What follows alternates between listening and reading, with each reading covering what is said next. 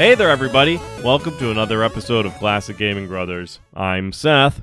And I'm Zach. And we are the Classic Gaming Brothers. We are the Classic Gaming Brothers. That's right. Merry Christmas. Merry Christmas Eve. Hopefully you are relaxing listening to this episode while drinking some eggnog filled with brandy or whiskey. Or not, if you are someone who doesn't partake in alcohol, or you're under the age of 21. I learned recently that eggnog has a very high sugar content because they assume you're going to be diluting it with liquor. Nice. I don't always drink my eggnog with liquor, but when I do, I use Southern Comfort. This episode has been brought to you by Ramsey the Second.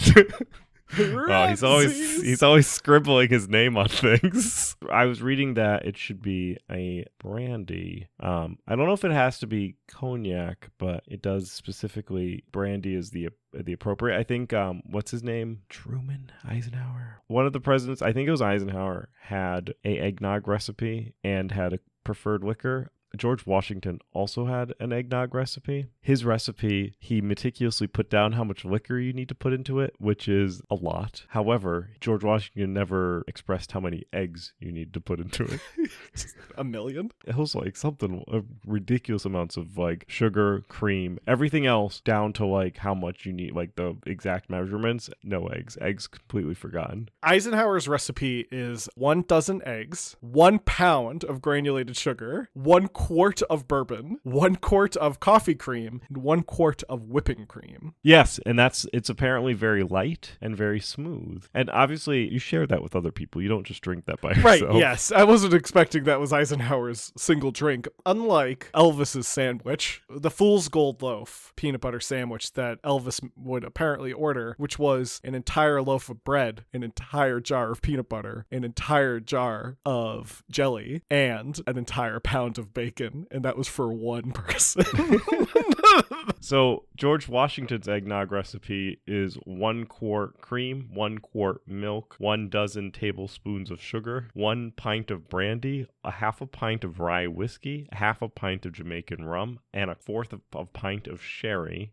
Mix the liquors first, then separate yolks and whites of 12 eggs. Add sugar to beaten yolks, mix well, and then add milk and cream, slowly beating it. He said, beat whites of eggs until stiff and fold slowly into mixture. Let set in a cool place for several days. Taste frequently. That sounds like he was drinking himself. Yes, I believe the egg part was brought in by historians. If you are in the mood for eggnog and you want to make it the way George Washington would have drank it, which is just like Eisenhower, filled with booze. If there's one thing our presidents knew how to do, was get plastered. Anyway, Zach, beyond getting plastered, what have you been up to? Well, Seth, recently I have been playing Cyberpunk 2077 Phantom Liberty. Released back in September of 2023, Phantom Liberty is the DLC to Cyberpunk 2077. Along with the DLC, they also updated the game to what they call 2.0, and then they updated that to 2.1. And the Phantom Liberty adds in a whole new district, Dogtown, as well as various new missions, a new storyline, an increased level cap, updated combat, vehicular combat, a new ending, and other assorted new features. I've put a few hours into the DLC so far. I'm really loving it. I like the new story. The story feels very streamlined and a little bit linear, but in a good way. It's still, Cyberpunk. It's still open world. You don't necessarily have to do the mission of the new storyline. I don't know why you wouldn't, because it's kind of the point of buying the DLC is for the storyline. But the pacing of the storyline moves a lot faster. You're not like waiting a few days for someone to call you. It's usually you're waiting like a day at the most for the next part of the mission to come about. And it does kind of make the game feel like it's moving along at a nicer pace. One thing I did really like, though, is in the updates they made to 2.0 and 2.1. One of these updates I thought was very nice, which was tying your armor to your cyberware and perks as opposed to your clothing. So something that I've always been kind of bothered by in role-playing games as of late is that the clothing you wear is tied directly to your armor and health. So if you want to have better armor, you have to wear better clothing. And sometimes that makes you look silly. Cyberpunk 2077 fixed this issue a while ago where you could assign a outfit and the clothing that you wore for your armor class and such would be essentially hidden by the outfit that you were wearing. However, I still think it's kind of silly that you'll find a suit and the suit will sometimes have better armor than the bulletproof vest that you have. Or like you find a cloth hat and it has better armor than like a military helmet. Yeah, I'm of the opinion that I like collecting and mixing, matching my clothes so that and you can still do that. You still have the ability to do that, but it's no longer tied to your armor. There's some of the clothes still offer perks. So if you pick up like Netrunner gear, it's going to maybe give you perks with netrunning stuff. Or if you pick up like a bulletproof vest, it might give you a plus 25 on your health. But a majority of your armor is now tied directly to your cyberware and upgrading your cyberware. And there is now a way to upgrade your cyberware as opposed to just buying new cyberware. You still have to go to a Ripper dock, but you can now use parts to upgrade your cyberware to different tiers. And you can find the parts in like missions. They're usually in boxes and stuff when you're just going through missions. So they've done a lot of stuff to kind of rework that. The vehicle combat I thought was pretty fun that they added in. Basically, you now have the option to shoot people from your car, which is always a fun option. But this could also mean that gangs will decide that they want to pick a fight with you randomly while you're driving, which could, make Night City a little more treacherous. There's also a couple other just general combat changes that they've made. It feels like when you're fighting like a group of enemies, they seem to balance themselves out a bit better. So there'll almost always be someone who's like primarily trying to hack you as opposed to just like three guys with guns who are really bad at their job. And they've done other things to fix, I think, some of the plateauing you might get when you get to higher levels. So for example, by the time I was done with Cyberpunk initially, I had this ability to, when I would quick hack someone, I could do a system reset on them and it would insta-kill them. They wouldn't die, they would just kind of fall over and never get back up again. They'd technically still be alive because you could see them like moving around, but they'd be incapacitated. They'd just be in a nightmare over and over again. You Dr. Destiny them. I just Dr. Destiny them. But, with these updates, they've kind of nerfed that a little bit. So, but the same ability will injure enemies. It won't necessarily incap them permanently. If I keep using it on someone, it will incap them. But I feel a little bit like, I don't know, it feels a bit more of a challenge. Some of the weapon balancing has been fixed as well. So for example, the pistol that you get from Johnny at one point is a very powerful weapon, and pretty much there's no reason to use any other pistol once you get it in the original run of Cyberpunk. In this updated version, they've balanced things out so that like you might pick up a gun that has faster firing rate but has a slightly lower damage, but it might have better recoil, and all of that is clearly stated in the stats as opposed to just being like a green arrow meaning it's better or a red arrow meaning it's worse. You'll actually see the bar where it's better, where it's worse, where like why you might want to choose it. So they kind of got a little bit more nitty gritty with stuff like that, which I think is appreciative for someone who is, I'm already like level 50 and the level cap has been increased to 60. So I'm like already pretty high level in the game. So it's appreciative to me as someone like picking up weapons and being like, I'm level 50. Do I really need to pick up like every weapon I find in the game? Yes. I'd still do, yes. Because I just go and sell them. It's like what my character in Baldur's Gate 3, who just continues to collect money, but I've never spent it. So I have somewhere in the realm of like 30,000 gold or something silly. Apparently there's a weapon that if you put your gold on somebody and stab them, it does damage equal to the amount of every, like, it was like something like every 300 gold piece iterations, it did additional damage. So you could just reverse pickpocket and put like 10,000 gold pieces on somebody and then stab them and it would utterly destroy them. Seth, what about you? What have you been recently playing? Well, recently I've been playing Agatha Christie's Hercule Poirot, The First Cases, which we talked about a little bit, not the last time, but I think the time before. I was talking about Hercule and the Murder on the Orient Express. Hercule and the First Cases was actually developed by a different studio. It was developed by Blazing Griffin, and it was published by Microids. And it was released back in September of 2021. And you discover an untold crime story from the mysterious youth of the famous detective Hercule Poirot. You play as a young Hercule Poirot in a case that is very unique to the game, and it definitely plays differently than the Hercule Poirot Murder on the Orient Express, as it's more of a game puzzler versus a cinematic puzzler. So there's a lot more, it's like an isometric view. It's a little more convoluted in regards to the puzzles. And the first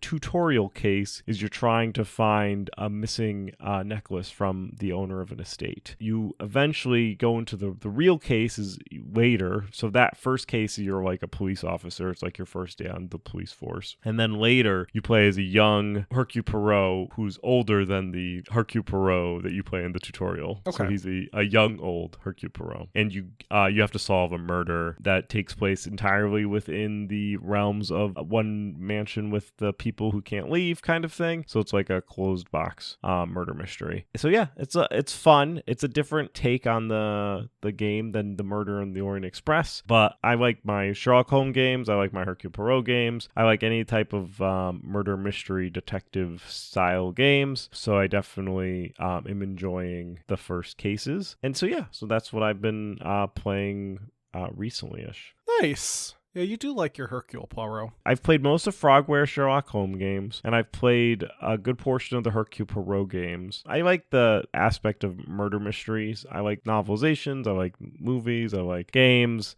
I like even playing, like, I would play the Law & Order and CSI games. I like trying to figure out whodunits. We actually got an advent calendar that is a murder mystery for the holiday season, but it came so late that we'll be playing it well after Christmas. But it is every day you get more clues, and then you have to solve the murder at the end. So yeah, I just like puzzles. Today, we're not talking about puzzles. We're not talking about cyberpunk. We're talking about literature. Today, we're talking about one of the great pieces of fantasy literature, J.R.R. Tolkien's The Lord of the Rings. We're not talking about the books, we're talking about the games, because we don't talk about books on this podcast unless they're related to video games. That's right, like Agatha Christie books. That's right. In terms of memories of any Lord of the Rings video games, I remember that we owned an MS-DOS version of The Lord of the Rings Volume 1. I remember it was a weird game, in the sense that I remember playing it for a bit, and then I think all of my party members died except for me. Oh, yeah. By around the time I left the Shire. No, you can't even leave the Shire. It's tough. I remember this game a little bit more clearly than probably you did because I was older when I was playing it. Yeah, you also probably actually played it because I think I just popped it in one day and like tried it out. Yeah, no, I actually played it, but it is a tough game. You play as Frodo, and you have to go around and you have to recruit the other hobbits, and you have to leave the Shire, which is fine. You spend a little while recruiting Sam and Merry and Pippin, and you get a little group of hobbits that are like following each other. Then you leave the Shire and you get attacked by wargs, and the wargs kill you. Mm-hmm. I remember that. I did everything that I could to try and circumvent and figure out how to get through it. To be fair, I haven't approached it as an adult yet. I've only played the game as a child, and it was very difficult. The game does have a part 2, which I think we'll talk about in this episode. We only had part 1. I'm pretty sure it came from Buck-a-Book, and I think one of the starkest memory I have of this game was the opening title screen was like Lord of the Rings Part 1 set in like a mountain with like molten lava like rolling down, and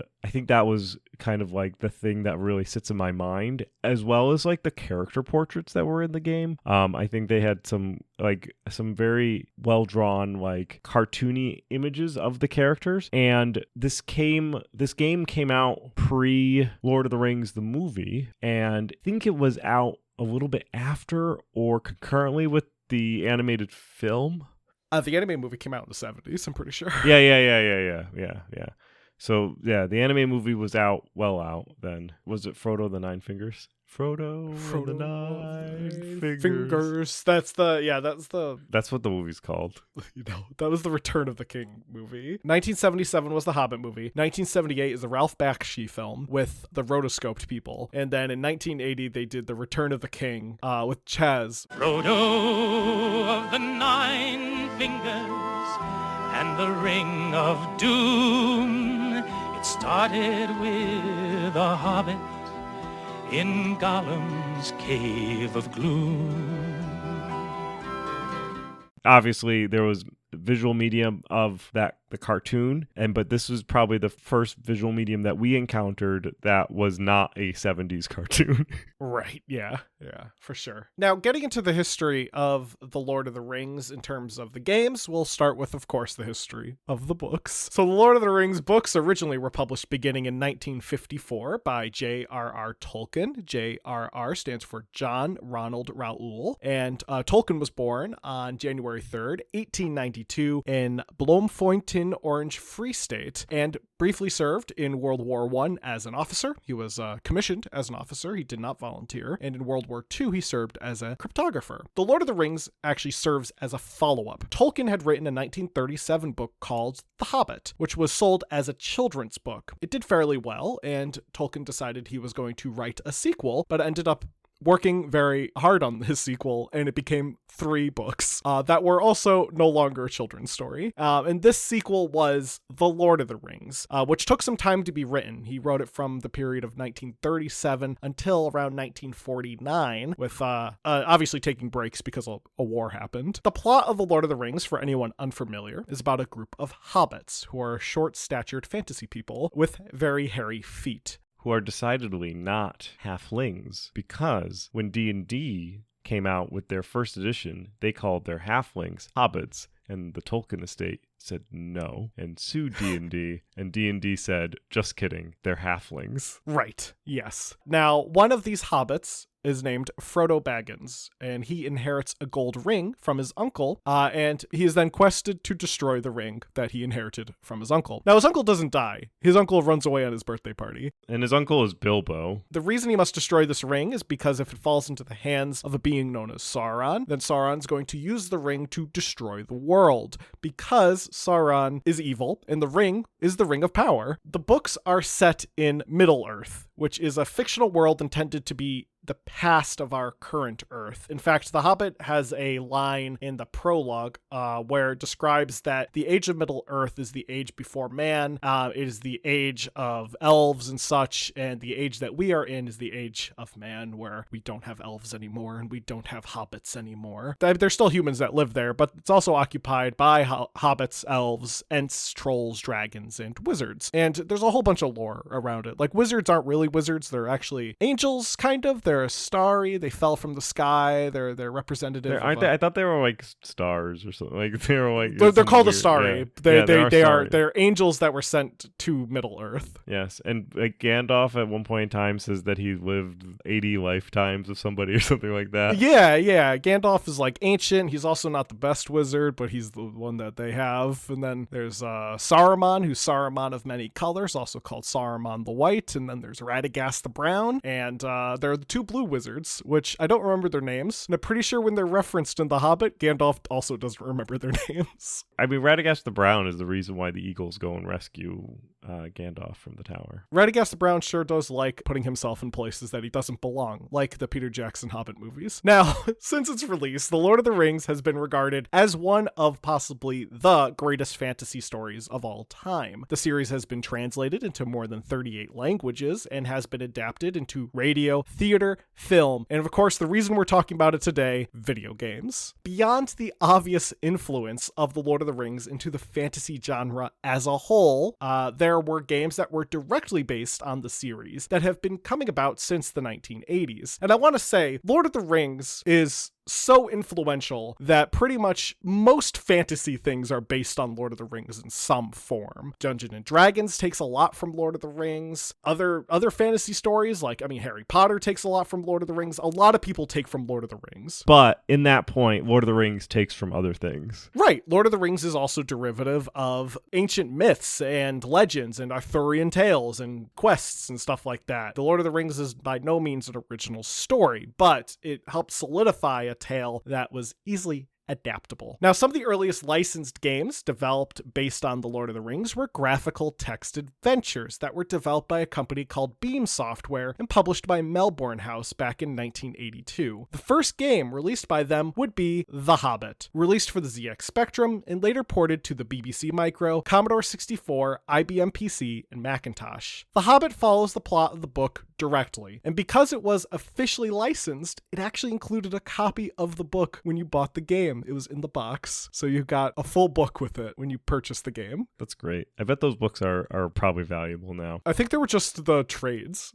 I don't think they were like especially branded. I think it was just the trade copy. They're just like, here, you can have this. Now, like most text adventures, the game used a text parser, but unlike other text adventures, the text parser was more complex. As we discussed, most text adventures would use a verb-noun structure for their text parsers. In previous episodes, we discussed it, not in this episode, just in case you were wondering where. Right, yeah, in case you thought you blacked out for a bit. Yeah, no. Now, for example, if you wanted to pick up a book in the game, you might write get book. In The Hobbit, however, you could include adverbs, pronouns, or prepositions. You could also type something out like ask Gandalf about the curious map. Then take sword and kill troll with it. The text parser was called English with an I and was intuitive enough to determine what you were planning and engage in the action. When you think about that sentence, ask Gandalf about the curious map, then take sword and kill troll with it. This is like the example sentence I found on a bunch of different websites. If you think about how that sentence is written, a program that's not intuitive enough might have trouble with it, because ask Gandalf about the curious map, then take sword and kill troll with it. What are you killing the troll with? With the sword or with the curious map? With Gandalf. With Gandalf. It was intuitive enough to know when you were typing a sentence like that you wanted to first ask Gandalf about the map, then take the sword, then kill the troll with the sword, not the map. It could figure out context. Yes, which a lot of games back then couldn't. Correct. Now, The Hobbit featured some illustrations, and these illustrations, however, could take a while to load if, for example, you were using a computer with a slow CPU, or if you had a version of the game that was on a magnetic tape. The reason being is that while disc versions of the game could have pre-rendered graphics, the magnetic tape versions would require each image to be compressed so that the outlined information could be drawn first, and then the illustrations would be flooded with color in a process called flood filling. Now, the game, while being a text adventure, could be played in various ways due to the fact that combat was often randomized. NPCs in the game also behaved independent of the player and had their own personalities and behaviors. While this, from a retrospective point, is fairly advanced, it actually led to some issues in the game. For example, crucial NPCs could die. When the game was released, the publisher would reissue a new version number 1.1 with bug fixes. Also, unfortunately, 1.1 contained a glitch that would prevent the game from being able to finish, so the company had to issue version 1.2, which corrected the glitch. But I just imagine a world where you could be rolling around with Gandalf and he just gets whacked. The NPCs of the game,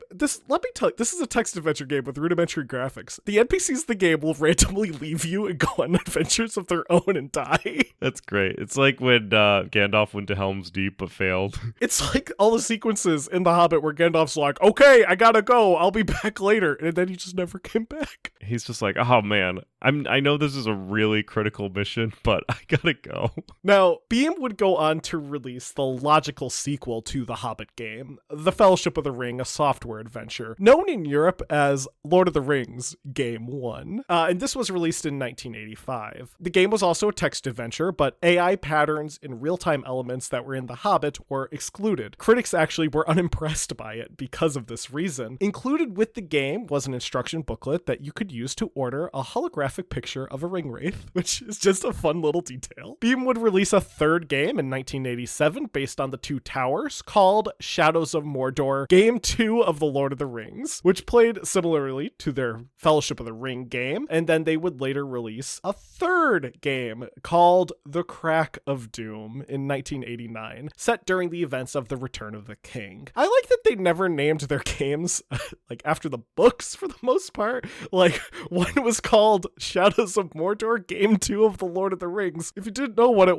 is based on the Two Towers, and the third game is called Crack of Doom. Which, ties in. Yeah, well, Crack of Doom is Mount Doom. It's the Crack of Mount Doom. Do you think the game Shadows of Mordor took their name of their game from the Beam game that was released in 1987? I believe so. Melbourne House would also publish some other Lord of the Rings games. One not developed by Beam was a real-time strategy game developed by Virgin Mastronic in 1988 called War in Middle-earth. This game was released for MS-DOS, C64, Amstrad CPC, MSX, Amiga, Atari ST, Apple IIgs, and the ZX Spectrum. The game featured large armies where action action could happen simultaneously in the game world. Battles with less than 100 units could actually be watched at the ground level from a side view. So, like, Nice. imagine, like, a view of, like, Sonic, but with a bunch of figures running at other figures and killing each other. So like the view that Bilbo would have had in the Five Armies. Yeah, as he's, like, sitting back. Yeah, It's exactly. logic. If you had a battle with more than 100 units, it would display as numerical values. Though I assume as the units drop, you could probably go down into the nitty-gritty. Oh no, I was hoping that it would be numerical values as a side scroller. So it would be like the that'd number be funny. 1000. Like, just numbers like, just bouncing. Oh, that'd yeah, be hilarious. And then as they die down to a certain level, they become people.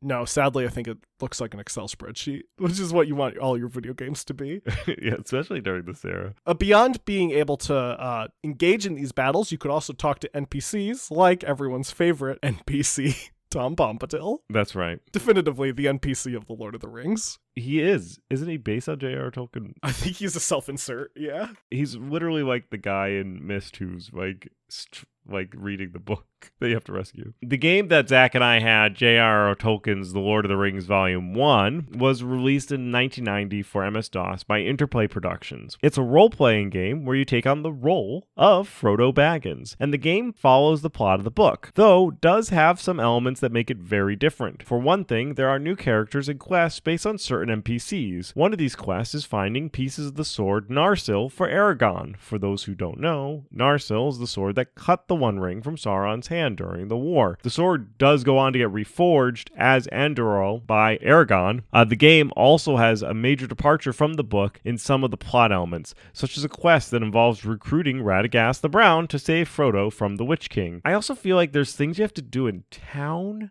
that are just weird. You have quests in the Shire. Like, you have to go find things for people in the Shire. Something to do with the barrel or something? You have to go find, like, a barrel. There's, like, I think someone's missing jewelry in the first mission, like a ring or something. Not like the ring, but a ring. Yeah. You're like simultaneously like also a detective. You're like Frodo Baggins. I think, wasn't he just a layabout though before? I mean, aren't all hobbits layabouts? No. Samwise Gamgee is a gardener, and Merry and Pippin are pranksters. Right, but when Bilbo returns from his quest, he's basically an outcast because he went on a weird adventure with a bunch of hairy men. Yeah, but he came back loaded. And he was already pretty loaded. He was retired when they came to recruit him. So, but what does Frodo do for his, like, day job? Nothing, just know. lives His off... uncle's loaded. He probably just sleeps. When you first see him in the movie, he's lounging in the grass. I know. Like, I with know. a wheat in his mouth. I feel like Elijah Wood is always lounging in that movie. Yeah. Now, Lord of the Rings Volume 1 was also released on the Super Nintendo by Interplay. This version of the game departs from the DOS version, both in graphics and gameplay. Instead of being a role-playing game, this game's more of an action role-playing game. So you're stabbing a lot more than waiting to stab. You play as members of the Fellowship who you have to acquire throughout the game. The game is multiplayer, with up to 4 players being possible through use of a multi-tap, which is an accessory that nobody had. And in single player, the non-player controlled characters will be controlled by the computer. The game's AI is a bit off in some places, with characters occasionally just wandering around somewhat aimlessly. Now, a follow-up to the DOS game, not the Super Nintendo game, was made, which is fun. So the Super Nintendo game is called Lord of the Rings Volume 1. There's no Volume 2. But the DOS game got a follow-up, J.R.R. Tolkien's The Lord of the Rings Volume 2, The Two Towers, which is a mouthful of a name. This released in 1992 for DOS, PC 98, and the FM Towns. The game played similarly to the first, and a Volume 3 would ultimately never come out. Lord of the Rings games would officially jump to the world of 3D in 2002, with the release of The Lord of the Rings The Fellowship of the Ring by Surreal Software for Windows and PS2. This game was also available on Xbox and Game Boy Advance. Interestingly enough, while the game was released a whole year after the release of the first movie, it has nothing to do with the movie. It is licensed 100% directly off the book, not the movies. So I'm sure a ton of movie fans and children getting gifts from their parents were very disappointed. This was actually done intentionally. Vivendi, who were publishing the game, wanted the game to only be based on the novel and not to be confused for the movie. And it was likely due to the fact that Vivendi had the rights to the book adaptation, while EA had the rights to producing the games for the movie adaptation. adaptation.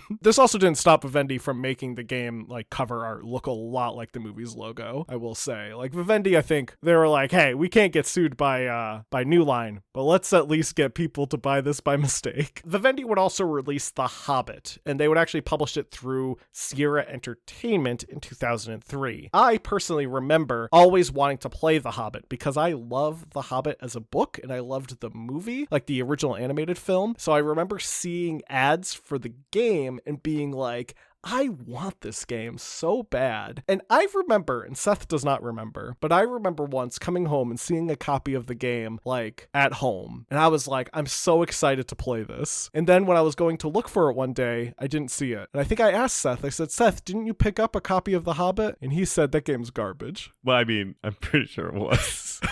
It probably was. It was not an RPG. It's actually a hack and slash platformer where you play as Bilbo and you go through the storyline of the book as much as a platform hack and slash could go through the storyline of a novel. So, in the defense of The Hobbit, from my understanding of The Hobbit, is that it is a fine hack and slash game. It doesn't have any issues with you are able to platform correctly with it. You're able to attack enemies and fight enemies. It's a game that works. And I think that it is actually playing it with that, just wanting to play a hack and slash set in the Hobbit world. I think it is a good game. I think that a lot of people went into it expecting something else out of it, and it was not. So there's a lot of people that have memories of it being like, that game was garbage. We'll get a bit more into it in the legacy, but since the release of the Hobbit game, there have been many other games based in the world of Middle-earth, but this episode does have to end somewhere. So Seth, why don't we get into the numbers a bit of some of the older Lord of the Rings games? Sure.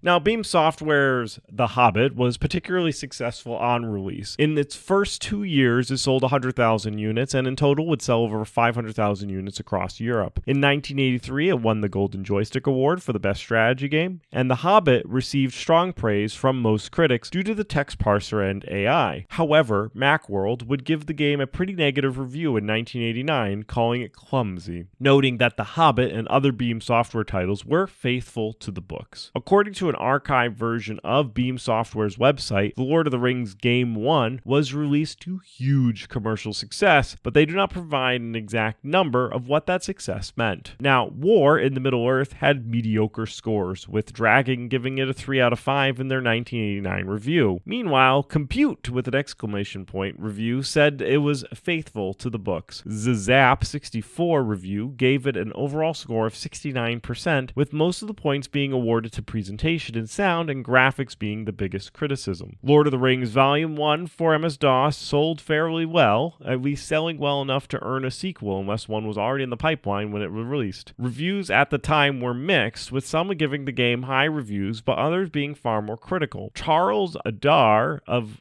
Computer Gaming World, in his 1991 review, said that the game was not special enough to carry on the Tolkien name. The 1991 issue of Dragon, however, gave it a 4 out of 5 stars. The Lord of the Rings Volume 1 for the SNES sold so badly that the sequel would be canceled. In 2002, Lord of the Rings Fellowship of the Ring game would sell over 1 million units and be declared a commercial success. However, in reviews, it scored terribly, with GameSpot giving it, the PC version, a 5.7, IGN giving it a 6.5 out of 10, and GameSpy giving it 2 out of 5 stars. It has since been remembered as the worst Lord of the Ring games ever made. The Hobbit would equally score some mediocre reviews, with GameSpot giving all versions a 6.5 out of 10, GameSpy giving a game a 2 out of 5 stars, and PC Gamer ranking it the 67%. Now, Zach, correct me if I'm wrong, but I believe like the Shadow of Mordor game would be the game that came out after. No, because the Lord of the Rings Online game came out before that. Which was completely separate from the movies. And then there were the, based on the Peter Jackson movie games, like Two Towers, Return of the King, The Third Age, Battle for Middle-earth. I feel like people were excited for those games because we were starting to get into a stride of games that were not reviewed so poorly. Like, they weren't bad games. They were starting to be good, with Shadow of Mordor being very popular. Prior to Shadow of Mordor, it was Guardians of Middle-earth, which was the MOBA, and then Shadow of Mordor came out. Shadow of Mordor and Guardians of Middle-earth are apparently based in the same, like, they're by the same people, so they're in the same little collective. the cinematic universe. I guess so, yeah. It's Warner Brothers that produced them, so. Now, in terms of legacy of the games, the Lord of the Rings games are actually still, in fact, being made. A survival crafting multiplayer game called Return to Moria, released as early as October of 2023. Now, another game, Gollum, released in May of 2023, and it was terrible. It was so terrible, in fact, everyone thought it was terrible. It wasn't just like people were like, hey, this game is actually not that bad. No. The internet collectively decided it was a terrible game, and it was very funny for a while. Gollum was the game that I actually brought up a very long time ago when I saw it at PAX, and I said, I don't think that game would be good, because I don't see why a Gollum game would ever be good. And guess what? It was awful. For those who don't know, the Gollum game is a game where you play as Gollum during the era between The Hobbit and The Lord of the Rings. And it's just a broken game. Like, all the graphics are bad in it. Like, a lot of the textures are very low poly and low quality. Some of the rendered stuff just looks terrible. And the game's visuals just are not good, and the gameplay is also very bad. One thing people like to point out is all of the font appears to be in like Helvetica, which is not something you'd expect from like a polished game to use the very base font that you could possibly use for something. Of course, as Seth was alluding to, we had the Shadow of Mordor games. Those were released. Those were very popular. Also, with the release of the movies, we had a swath of tie-ins. There were games based on the movie Two Towers, based on Return of the King, and there were games that were based on the movie's universe without any direct, like, story to the movies, stuff like that. So there's plenty of Lord of the Rings content out there. One thing I did want to touch upon, because I do like touching upon this sort of thing, is unofficial games that have existed alongside the official games. One of the earliest being a side-scroller for the ZX Spectrum, VIC-20, and Commodore 64 called Shadowfax, which was released in 1982 by Postern. In the game, you play as Gandalf, and you escape the Ringwraiths on Shadowfax, which is his horse. That's fun. There's another game called Moria, which was released in 1983. This was a roguelike, which followed the plot of the Fellowship of the Ring, very loosely. And different versions of Moria were also sold. One called Angband, which is based on the Silmarillion. And there were also two MUDs that were based on the Moria engine. One being the Lord of the Rings Moom being multi-users in Middle-earth, kind of a fun play on multi-user dungeon. And another based on the Two Towers. In 1985, a parody of the Lord of the Rings was released by a company called Delta 4 called Board of the Rings. It was a text adventure that was inspired by the book of the same name by the Harvard Lampoon, though it is not an adaptation of the book. So none of the characters are the same characters from the Harvard Lampoon book. They just were like, this is a fun name for a parody. Let's steal it. Delta 4 also released a prequel called The Boggart. Board 2. That's fun. And with that will do it for our Lord of the Rings episode. A good episode to lead us into Christmas. I don't know why. Lord of the Rings feels like one of those movies that I think I watched at some Christmas many years ago, so sometimes I emotionally connect it with Christmas. Like Empire Strikes Back for some reason. I always connect Empire Strikes Back with Christmas, but I think it's because of Hoth. And it's also a very cheery movie. It is, especially the part where Luke gets his hand cut off and cries. Getting into our retro rewind, Seth had me play Mighty Morphin Power Rangers for the Sega Genesis. Released in 1994, the game is a 1v1 fighting game where you play as a member of the Mighty Morphin Power Rangers. I played first as the Red Ranger because he was the first person you can pick. And then I got unceremoniously beaten by the first enemy, who was a Minotaur. It wasn't a putty? That'd be funny. It wasn't a putty. No, it was a Minotaur. I then switched to the Black Ranger and did a little bit better, but I still lost. The truth is I'm terrible at fighting games, but more to the truth is the fact that this game also got bad reviews at the time, with everyone saying it was way too hard. So I don't feel that bad about it. I did find the game kind of neat. I liked the aesthetic. I like Power Rangers. I think they're fun. And it does kind of have a nice 90s vibe to it. However, it does feel a bit derivative of other fighting games, to the point where I'm pretty sure when your character lights on fire, it is literally stolen sprites from Street Fighter. Good. Do I think it holds up? No. If you really like Power Rangers, maybe you'll enjoy playing it, but if you just want to play a fighting game, let me tell you, there are plenty of better fighting games on the Sega Genesis out there, like Street Fighter. I want to keep with this theme though, Seth. I want you to talk about Mighty Morphin Power Rangers next week. I'm going to have you play Mighty Morphin Power Rangers, the movie, the game for the Sega Genesis. That's exciting. I think I actually played that when I was a child. Zach had me play X-Men 2 Clone Wars, which actually has the most incredible intro for Sega Genesis game. It's a cold open, and it's a cold open in more ways than one. Since the opening opens straight to a level, and there's no intro, there's not even a Sega logo, and that level takes place in a cold environment. So it's a cold open into a cold open. You could play as either Wolverine, Gambit, Cyclops, Beast, Psylocke, or my favorite, Nightcrawler. Each mutant plays a little bit differently, and each one can use their powers as much as they want, or as little as they want, I guess, which is an improvement on the original X-Men game on the Sega Genesis, where you would run out of mutant powers, which is lame. And odd. Like, that doesn't make sense. My claws are just not working anymore, says Wolverine never. Furthermore, and if Cyclops ran out of Optic Blast, I think he would be so happy.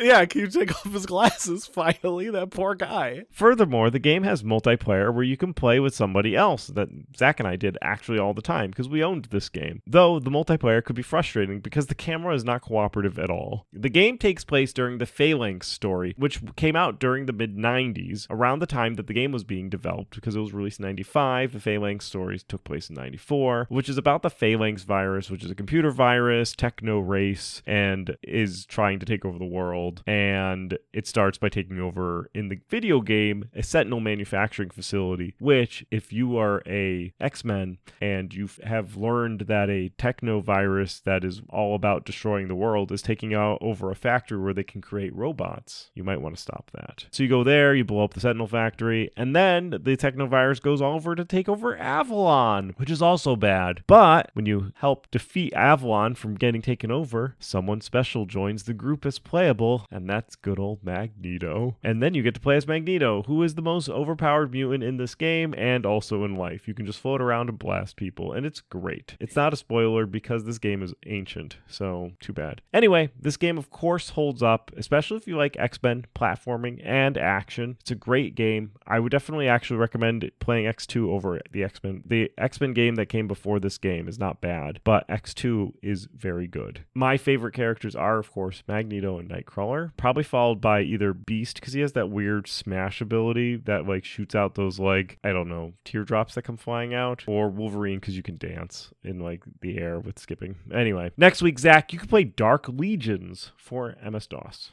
Well, thank you, Seth. Now, thank you everyone for tuning in. I hope everyone enjoyed this episode. Dad, if you're listening out there, please send us any corrections to classicgamingbrothers@gmail.com. You can also visit our website, classicgamingbrothers.com, or follow us on Facebook, Classic Gaming Brothers, Instagram, Classic Gaming Brothers, X, CG Brothers Pod, or Blue Sky CG Brothers Pod. We're available wherever podcasts can be found, be it iHeartRadio or Podbean or iTunes. Be sure to like, subscribe, follow us, ring bells, do all the things that you would do to let us know that you like to hear our voice every Sunday, including on Christmas Eve. Merry Christmas if you celebrate. If you don't, happy holidays and happy New Year. Seth, am I forgetting something? Don't play games like my brother. And don't play games like my brother. I've been Seth. And I've been Zach. And we've been the Classic Gaming Brothers. That's right. Yeah, that's right.